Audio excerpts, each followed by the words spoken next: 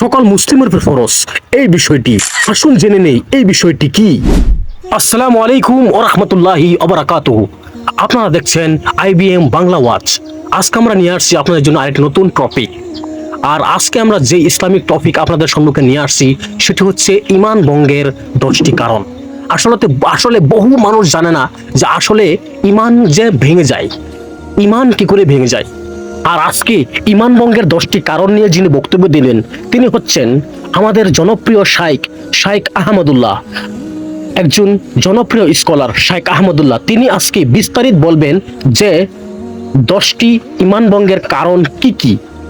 আমাদের চ্যানেলে যদি আপনারা নতুন ভিজিট করে থাকেন ইউটিউব চ্যানেলে, তাহলে সাবস্ক্রাইব করেন আর অল বেল নোটিফিকেশনে ক্লিক করে রাখেন যাতে ভালো ভালো ইসলামিক নোটিফিকেশন পেতে পারেন।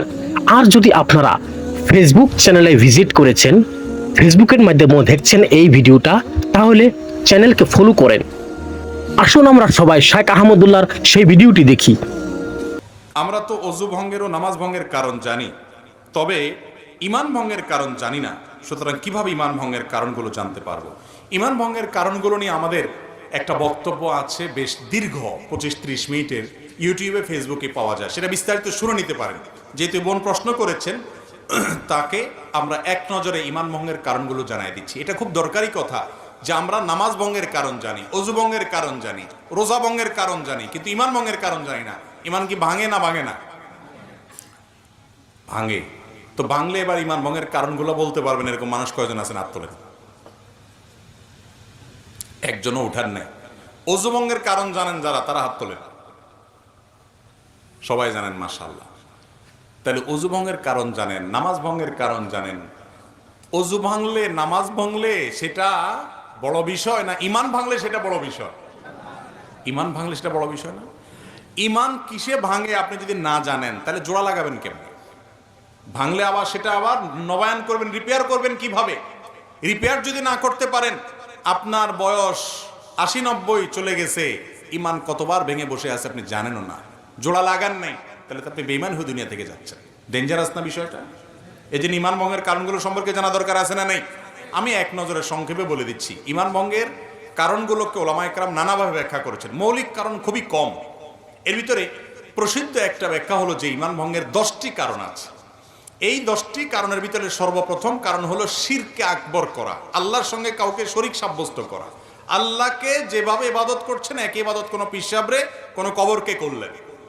আপনি আল্লাহকে যেভাবে উপাসনা করতেছেন সেই উপাসনাটা যদি কোনো মানুষকে করেন, আল্লাহরকে যে ইবাদত নিবেদন করতেছেন সেই ইবাদত একইভাবে অন্য কোনো মানুষ বা ব্যক্তিকে বা কোনো বস্তুকে করেন, যেভাবে মুশরিকরা কোনো মূর্তির সামনে ইবাদত করে সে যেরকম শিরকে লিপ্ত হয়, মুশরিক হয়ে যায়, মুসলমানের সন্তান ঈমান আনার পর যদি শিরকে আকবর করে তাহলে সেক্ষেত্রে সে কি হয়? মুশরিক হয়।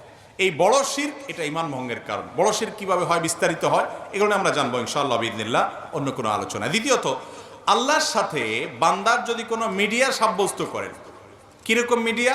যে এর ছাড়া আল্লাহরে পাওয়া যাবে না। যেমন আমাদের অনেক ধর্মের ভাইরা মনে করেন যে আল্লাহকে পাইতে হইলে সরাসরি পাওয়া যাবে না, বিভিন্ন দেবতা ধরতে হবে, এই জন্য অনেক দেবতার পুজো করে তারপরে ঈশ্বর পর্যন্ত, আল্লাহ পর্যন্ত যেতে হবে।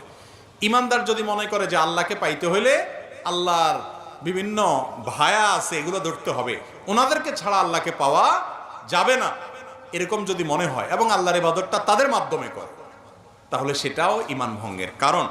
তৃতীয়ত, ঈমান ভঙ্গের কারণ হলো যে যদি কেউ মনে করে যে ব্যক্তি অমুসলমান, কাফের, ভিন্ন ধর্মের অনুসারী, বেঈমান, ঈমান আনেন নাই, মনে করে যে না তারটাও ঠিক আছে, তাহলে এই লোক বেঈমান, এই লোক ঈমান থেকে খারিজ হয়ে যায়, এটা ঈমান ভঙ্গ হয়ে যাওয়ার মতো কারণ। কারণ আপনি একটা লোক আল্লাহর প্রতি অবিশ্বাসী, আপনি বললেন না তারটাও ঠিক আছে। আমাদের অনেক মুসলমান ভাইরা আছে আজকাল, তাদের বিশ্বাসগুলো গোলালু মার্কা বিশ্বাস হয়ে গেছে। তাদের বিশ্বাসগুলো এখন আপনার শৈথিল্য প্রদর্শনকারীদের বিশ্বাস হয়ে গেছে। কিরকম? সেটা বলে যে সব ধর্মই ঠিক আছে। এরকম কিছু সুশীল আছে না, সুশীল, এই সুশীল টাইপের মুসলমান আছে কিছু, যে বেশি ভালো সাজে, বলে যে সব ধর্মই ঠিক আছে, সব ধর্মই তো ভালো কথা বলে। যেই ব্যক্তি আপনার মালিকের অস্তিত্বই স্বীকার করে না বা মালিকের একত্ববাদের স্বীকৃতিই দেয় না, সে কিভাবে ঠিক থাকে? তার অনেক ভালো কাজ থাকতে পারে, ভালো গুলোকে আপনি ভালো বলেন, কিন্তু সে কখনো আল্লাহর কাছে গ্রহণযোগ্য ইমানদার হতে সে ইমানদারই না, আল্লাহর কাছে গ্রহণযোগ্য বান্দা হতে পারে না। এই জন্য যে বেঈমান তাকে বেঈমান মনে করতে হবে, যে ইমানদার তাকে ইমানদার মনে করতে হবে। তার সাথে আপনাকে মারামারি করতে কেউ বলে নেই, তারটা সে করুক, বাধাও দিতে বলে নেই, তারটা সে করুক, কিন্তু আপনার মনে রাখতে হবে এটা ইসলাম, এটা কুফর, এটা ঈমান, এটা বেঈমান, স্পষ্ট থাকতে হবে। আপনি যদি গোলালের মতো সব পাকায় ফেলান, এটা কিন্তু ঈমান ভঙ্গের কারণ হতে পারে। 4 নম্বর হলো, যদি কেউ মনে করে নবী করিম সাল্লাল্লাহু আলাইহি ওয়াসাল্লামের আদর্শের বাইরে অন্য কোনো আদর্শ আরো উত্তম আছে, বেটার আছে, এটা ঈমান ভঙ্গের কারণ হতে পারে। 5 নম্বর হলো, যদি কেউ নবী করিম সাল্লাল্লাহু আলাইহি ওয়াসাল্লাম যত বিধিবিধান নিয়ে আসছেন এর কোনোটাকে অস্বীকার করে, অপছন্দ করে, ঘৃণা করে, না এটা আমার ভালো লাগে না, ইসলামের সব ভালো লাগে, এই যে মেয়েদেরকে আল্লাহ তাআলা ছেলেদের অর্ধেক দিতে বলেছে এটা আমার ভালো লাগে না, আছে না কিছু সুশীল এরকম বলে। আরে ভাই, তোমার ভালো লাগাতে না লাগাতে কি আসে যায়, তুমি কি বুঝবে আল্লাহ কেন অর্ধেক দিয়েছেন? মেয়েরে আল্লাহ খরচের কোনো আইটেম দেয় নাই, আবার অর্ধেক দিয়েছেন কোত্থেকে? বাপের সম্পদ থেকে, মায়ের সম্পদ থেকে, আবার স্বামীর সম্পদ থেকেও ভাগ পাবে, সন্তান থেকেও ভাগ পাবে, মহর তো পাবেই, খরচ কিন্তু 1 টাকাও নেই। আর ছেলের খরচ সব জায়গায় আছে, শ্বশুর বাড়িতে গেলে মিষ্টি পোলটাটাও তার নিতে হয়, বাবার বাড়িতে গেলে ফলের প্যাকেটটাও তার কিনতে হয়, বইয়ের খানার টাকাও দিতে হয়, নিজেরটা তো দেওয়া লাগেই। তারপরে বলা হয়েছে তার 2 টাকা। আর মেয়েরে বলছে তুমি কাউকে খাওয়াইতে হবে না, মিষ্টি কোনোটার বিল তোমার দিতে হবে না, তোমার নিজেরটাও তোমার খরচ করা লাগবে না, স্বামী দিবে, তুমি শুধু তাকায় থাকবা আর অর্ডার দিবা বসে বসে। এরপর তোমাকে 1 টাকা দিলাম। বেশি দেওয়া হয়েছে না কম দেওয়া হয়েছে? কিছু ভাই আছেন যাদের মাথায় বুদ্ধি শুদ্ধি এত কম, এরা হিসাব নিকাশ বুঝে না, অঙ্ক বুঝে না, বলে যে ইসলাম মেয়েদেরকে ঠকাইছে, আমার এটা ভালো লাগে না। আপনার বুঝে আসুক আর না আসুক, আল্লাহ তাআলা যা বলেছেন ওর ভিতরেই কল্যাণ আছে, আপনি হয়তো বুঝেন না। আপনি মানুষ হয়ে, সৃষ্টি হয়ে আল্লাহর সব নির্দেশের রহস্য কিভাবে বুঝবেন?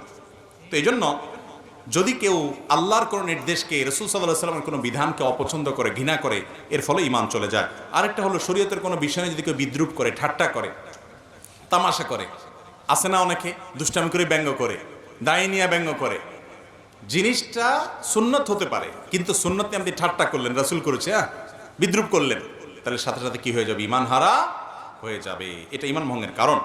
ঈমান ভঙ্গের আরেকটা কারণ হলো, ইসলামের শত্রু যারা, তাদেরকে যারা প্রত্যক্ষ মদদ দেয়, সহযোগিতা করে ইসলামের শত্রুতা করার জন্য, এরা মুনাফিক, এর ফলে ঈমান ভঙ্গ হয়।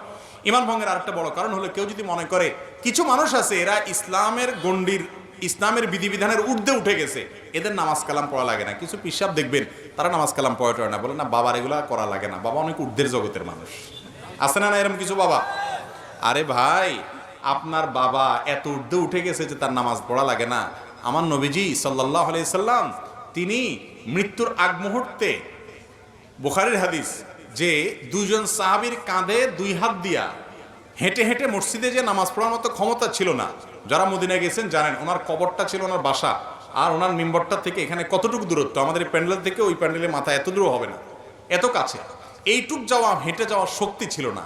তখন 2 সাহাবীর কাঁধে 2 হাত ভর করে তিনি দাঁড়িয়ে তাদের শরীরের উপরে ভার ছেড়ে দিয়ে পাওটাকে মাটির সাথে হেঁচড়াতে হেঁচড়াতে, টানতে টানতে নিয়ে মসজিদে নামাজ পড়ছেন মৃত্যুর আগ মুহূর্ত পর্যন্ত।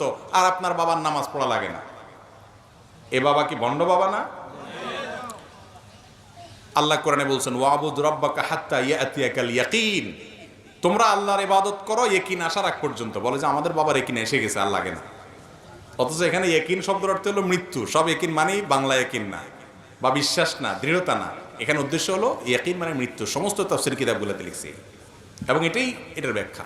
যাই হোক, তো যদি কোনো ব্যক্তি মনে করে যে তার ইবাদতবন্দি করা লাগে না, সে আফার লেভেল উঠে গেছে, এটাও ঈমান ভঙ্গের কি হতে পারে? কারণ হতে পারে। ঈমান ভঙ্গের আরেকটা কারণ হলো জাদু। জাদুকে যদি কেউ হালাল মনে করে, জাদুতে লিপ্ত হয়, জাদু বলতে ব্ল্যাক ম্যাজিক যেটাকে বলা হয়, কুফরি কালামের মাধ্যমে মানুষের ক্ষতি করা হয়, আছে না নাই অনেকগুলো, এটাও ঈমান ভঙ্গের কারণ।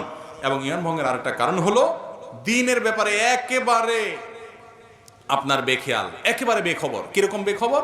ধরেন আপনার কখনো সে নামাজ পড়ে না, কখনো দিনের কোনো বিষয় নেই, নামকে আসতে শুধু মুসলমান, আর ইসলামের কোনো কিচ্ছুতে তার মধ্যে নেই, তাহলে এই ব্যক্তিকে মুসলমান বলার কারণ থাকতে পারে না, কারণ ইসলামের কোনো কিছুই তার মধ্যে দেখা যায় না। আল্লাহ তাআলা আমাদেরকে ঈমান ভঙ্গের কারণগুলো থেকে হেফাজত থাকার তৌফিক দান।